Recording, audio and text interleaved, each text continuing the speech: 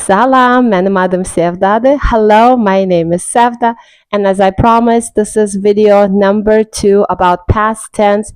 Negli geçmiş zaman. Past tense that ends with mush and ıb. And today we are going to talk about the grammar. Let's go. So as we know, you can use the endings mush and ub, but please wait until the end and I will show to you how native speakers actually use these endings. So the first ending is mush to man. You're gonna add am. So your variations will be musham, misham, musham, müşem. Man yatmışam, man yatmışam. Man yemişem, man yemişem. Man okumuşam, man okumuşam. Man süpürmüşem, man süpürmüşem. Sen mısın, misen, musan, müsen.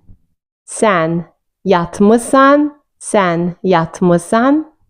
Sen yemişsen, sen yemişsen. Sen okumuşsan, sen okumuşsan. Sen süpürmüşsen, sen süpürmüşsen. Biz. Mışık, mişik, muşuk, müşük. Biz yatmışık, biz yatmışık. Biz yemişik, biz yemişik. Biz okumuşuk, biz okumuşuk. Biz süpürmüşük, biz süpürmüşük. Siz, it will be written as mısınız, misiniz, musunuz, müsünüz.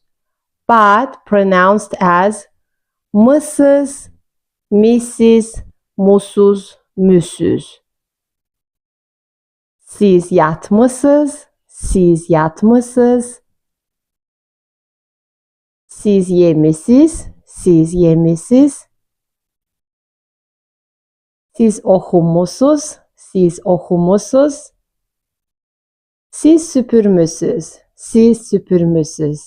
Now let's get to the next part because you can also use the ending ıb with negli geçmiş zaman, but only with o, onlar, o yatıp, o yatıp, o yiyip, o yiyip, o okuyup, o okuyup,